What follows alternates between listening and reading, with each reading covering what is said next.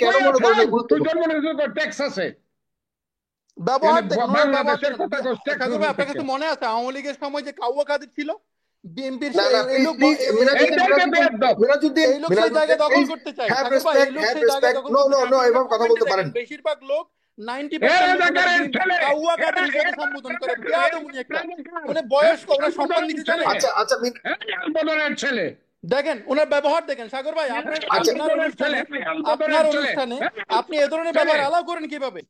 সাগর ভাই, thank you আমাকে join করার জন্য। আমি নিয়মিত আপনার প্রোগ্রাম দেখি। সো আমি টেক্সাস থেকে বলছিলাম, ইউএস এর। সো আমার কাছে মনে হচ্ছে আপনার পুরাতন পুরাতন যারা রাজনৈতিক দল তারা নতুনদের নেতৃত্ব মানতে পারতেছে না। ওনাদের যে ভাষা, যে ল্যাঙ্গুয়েজ, এটা তো অকৃতজ্ঞতার মতো। বিএমপি গত 16 বছর একটা বালু ট্রাক সরাইতে পারে নাই, আর এখন এরা এসে নির্বাচন নির্বাচন নির্বাচন করে। আপনার মনে আছে সাগর ভাই? এটা বেয়াদব, এটা রাখেন। সাগর ভাই, আপনি দেখেন কথা দেখেন, মানতে পারতেছেন না, সমালোচনা সহ্য করতে পারে না। এদের ব্যবহার বাপ দাবি করে, বাপের সমতুল্য দাবি করে, সম্মান দিতে জানে না। সাগর ভাই দেখেন, এদের ব্যবহার দেখেন, এদের ব্যবহার দেখেন। না না, কিন্তু আপনি, আচ্ছা জনাব মিনহাজউদ্দিন, কিন্তু আপনি আপনি যেটা বলছেন, আপনারা কেন মনে করছেন যে নির্বাচনটা খুব মানে এমন একটা জিনিস যে নির্বাচন চাওয়া মানে অপরাধ? আমি তাদেরকে জিজ্ঞাসা করি, নির্বাচনটাকে কেন মনে করেন গুরুত্বপূর্ণ? টেক্সাসে ব্যবহার দেখেন, বাংলাদেশের কথা। সাগর ভাই, আপনার কাছে মনে আছে আওয়ামী লীগের সময় যে কাউয়া কাদের ছিল বিএনপির? এই লোক সেই জায়গা দখল করতে চায়। সাগর ভাই, এই লোক সেই জায়গা দখল করতে চায়। বেশিরভাগ লোক 90% কাউয়া কাদের হিসেবে সম্বোধন করে। বেয়াদব উনি একটা, মানে বয়স্ক, ওনার সম্মান দিতে জানে। বদলের ছেলে, দেখেন ওনার ব্যবহার দেখেন। সাগর ভাই, আপনার অনুষ্ঠানে আপনি এ ধরনের ব্যবহার অ্যালাউ করেন কিভাবে? মানুষের ভাষা সহ্য করতে পারেন না। আচ্ছা মিনহাজউদ্দিন আচ্ছা আচ্ছা, ঠিক আছে, আমি আপনার প্রশ্ন নিয়েছি, ঠিক আছে, আপনি যেটা বলছেন শুনেছেন, কথা বলেছি আমি একবারের জন্য। আচ্ছা আচ্ছা, ব্যবহার দেখেন, ওনাদের আচরণ। ঠিক আছে, আচ্ছা ঠিক আছে বজলু ভাই, ঠিক আছে, আমি তাকে বসেন বসেন বসেন পারে না। আচ্ছা বসেন, আমি তাকে করেছি, রাখেন, আপনি বসেন, অন্যদের কথা শুনছি, ঠিক আছে। আচ্ছা না, ঠিক আছে, এখন সবাই তো আসতে পারে, কে কি প্রশ্ন করে জানি না, ঠিক আছে, আপনি বসেন, অন্যদেরকে দিচ্ছি, বসেন। হ্যাঁ জি, অপমান করবেন না। না না না না, মানুষ বলছে খালেদা জিয়াকে আমরা ছাড়াইছি, হারামজাদারা। আচ্ছা ঠিক আছে, ঠিক আছে, আপনি বসেন, একটু একটু একটু একটু বাচ্চাগুলা। জি না, ঠিক আছে, ঠিক আছে, আপনি একটু শান্ত হন, একটু শান্ত হন। কিন্তু এভাবে তারা তো মাত্র, তাদের বয়স 20-25 হবে, এখন তাদেরকেও একটু বুঝাতে হবে। কেন কথা বলবে? ওদের বাপ নাই, ওদের বাপের ঘরে জন্ম নিছে না।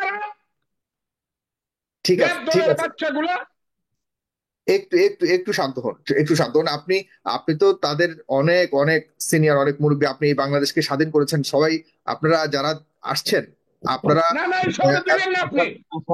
আপনারা আপনারা সবাই জানা উচিত, জনাব অ্যাডভোকেট ফজলুর রহমান কিন্তু এই বাংলাদেশকে স্বাধীন করেছে যুদ্ধে, তিনি নিজে যুদ্ধ করেছেন, স্বাধীনতা যুদ্ধে, এরপরে এই দেশকে মুক্ত করেছেন। সুতরাং আপনাদের প্রশ্ন করবার সময় অবশ্যই সেরকম সম্মান রাখাটা উচিত। প্লিজ এতটুকু বজায় রাখবেন, কারণ আমরা বাংলাদেশ টেলিভিশনের মতো যাচাই বাছাই করে আমি কিন্তু প্রশ্ন করবার সুযোগ দেই না, আমি সবাইকে সমানভাবে সুযোগ দেই। আপনারা অবশ্যই সব আমাদের অতিথিদের প্রতি সেই সম্মান রাখবেন, আর আমাদের অতিথিরাও অবশ্যই সেই ব্যাপারে সতর্ক থাকবেন, ডেফিনেটলি। আপনি একটু শান্তভাবে একটু করেন, ছেলেপেলেগুলো দিয়েন না, এগুলো খুব বেয়াদব, এগুলোকে দিয়েন না। ঠিক আছে, না ওরা ওরা সম্মানিত দর্শক, ডেফিনেটলি সবাই তো এক নয়, সবার প্রশ্ন এরা সম্মানিত দর্শক না। আচ্ছা ঠিক আছে, ছেলে পেলে এদের পূর্বপুরুষ আলবদর ছিল। আচ্ছা না, ঠিক আছে, ঠিক আছে, আমি তো এদের সবাইকে চিনি। আচ্ছা ঠিক আছে, একটু একটু একটু হ্যাভ পেশেন্স প্লিজ, ফজলু ভাই। শুনেন, একটা ছেলে যদি বিএনপি কে এই কথাটা বলতে পারে, একটা বালুর ট্রাক সরাইতে পারে নাই 15 বছরে, এর চেয়ে বেয়াদব কি হইতে পারে? বিএনপির শত শত কর্মী জীবন দিছে, হাজার হাজার কর্মী জেল কাটছে, লাখ লাখ কর্মী মামলা খাইছে, এরপরে বিএনপি কে যদি বলে বালুর ট্রাক সরাইতে পারে না, এর বিয়াদব কমুন আমি কি কমু কোন তো দেখি। সন্ত্রাস করে আসছে। জি ও তো ঠিক আছে সন্ত্রাসী না, ঠিক আছে বিএনপি কে একটা দল কিভাবে বলবে কেন? ঠিক আছে ডেফিনেটলি বিএনপি আসলে ওই ত্যাগ আপনাদেরকেও স্মরণ করিয়ে দিতে হবে। জি মনির হোসেন বলুন, মনির হোসেন বলুন প্লিজ। জি আসসালামু আলাইকুম সাগর ভাই। জি ওয়ালাইকুম সালাম। আসলে একটা পুরাতন কথা আছে যেটা হলো যে ইংলিশে, যেখানে সবাই জানে, ফজলু ভাইও জানবে, তারপরে মধুর স্যারও জানবে, সেটা হলো heat the iron till it হয়নি ইজ। স্যার। হুম, হুম, তো আসলে ছাত্ররা তো সে ভুলটা প্রথমেই করে ফেলছে। ওরা যদি 5ই আগস্টের পর পর ওরা এখন যা বলতেছে সেগুলো নিয়ে কথাবার্তা বলতো, তাইলে হয়তো জাতি বা রাজনৈতিক দলগুলা একটা একটা কনসেনসাসে আসতে পারতো। কিন্তু এখন তো অনেক লেট হয়ে গেছে, মানে পানি তো অনেক গড়াইয়া চলে গেছে, স্রোতের পানি আর জায়গা মতো নাই। এখন অনেক কিছুই আমাদের হাতছাড়া হয়ে যাইতেছে এই বিপ্লবের। তো হুম, এখন ওরা যদি এই সমস্ত কথা বলে, এগুলো তো আসলে জাতি গ্রহণ করবে না।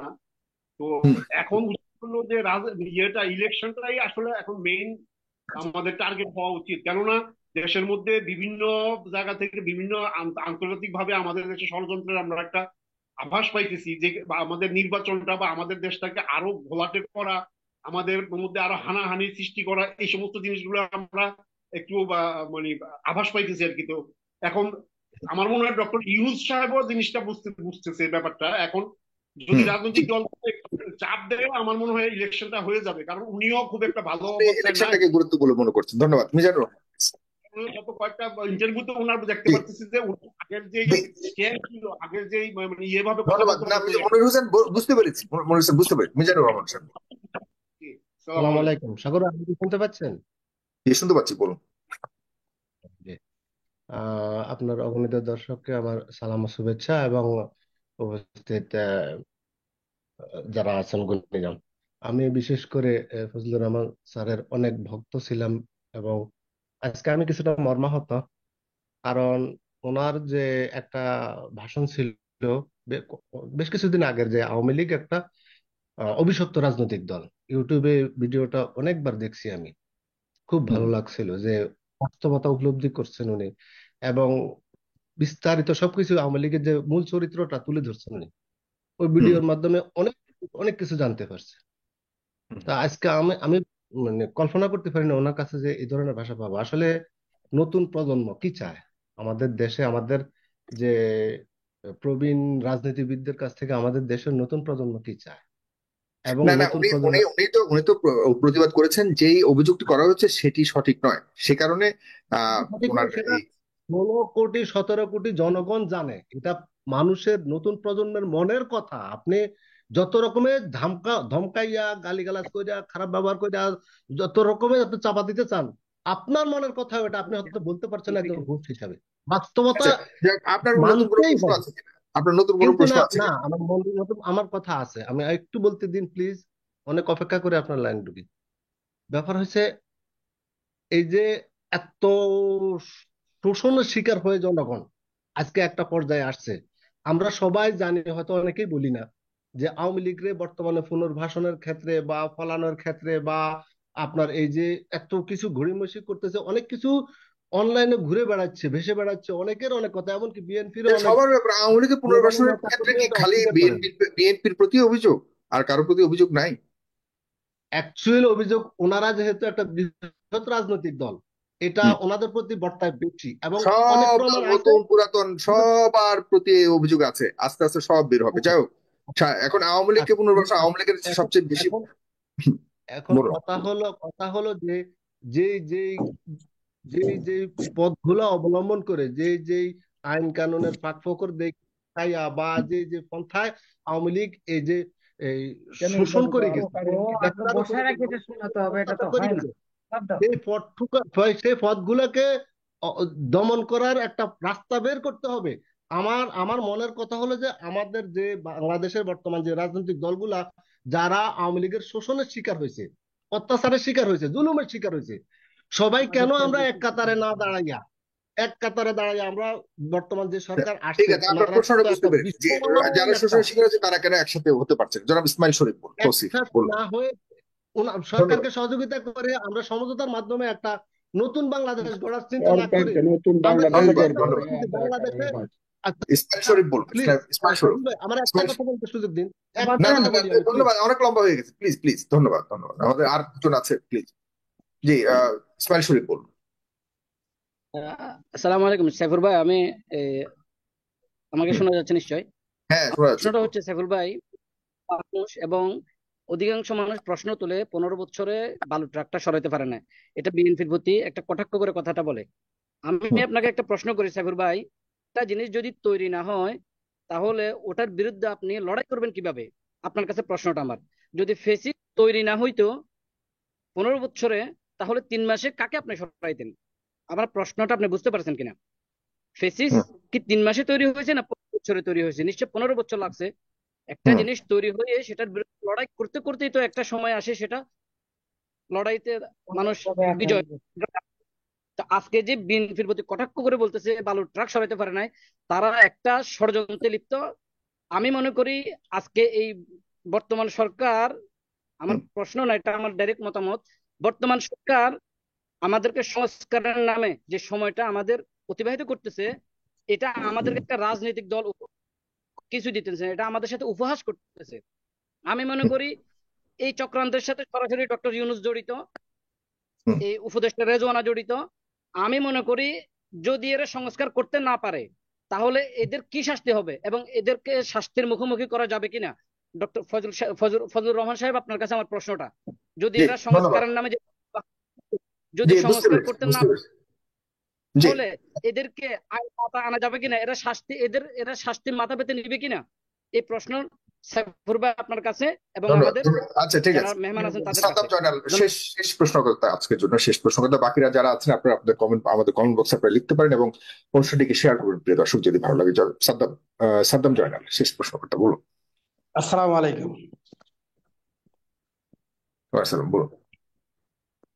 আমরা ছোট থেকে দেখে আসতেছি যারা ক্ষমতায় আসছে তারা মনে করেন ন্যায় বিচার করে না, যাদের টাকা থাকে বেশি, সম্পদ থাকে বেশি, তাদের পাশেই দাঁড়ায়, ন্যায় বিচার হয় না। এখন আমরা যুব সমাজরা আন্দোলন করছি, আমিও গেছিলাম উত্তরায়, আমার চোখের সামনে 2 জন মারা গেছে।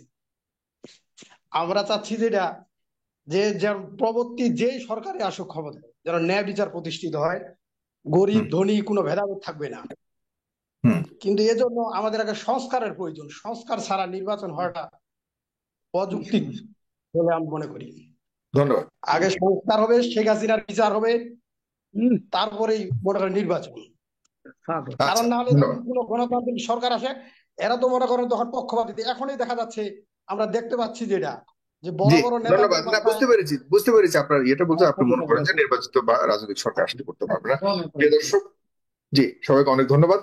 জনাব অ্যাডভোকেট ফজলুর রহমান, অনেকগুলি প্রশ্ন তো আছেই আপনাকে বলি, এই ধরনের প্লিজ আমি আসলে আসতে চাই না, আপনি জানেন, কারণ আমি প্রথমেই জানতে চাই কারা থাকবে। এই যে ছেলেটি প্রথম যে কথাটা বলছে, প্রথম কথাটা হলো বেয়াদ্দপি।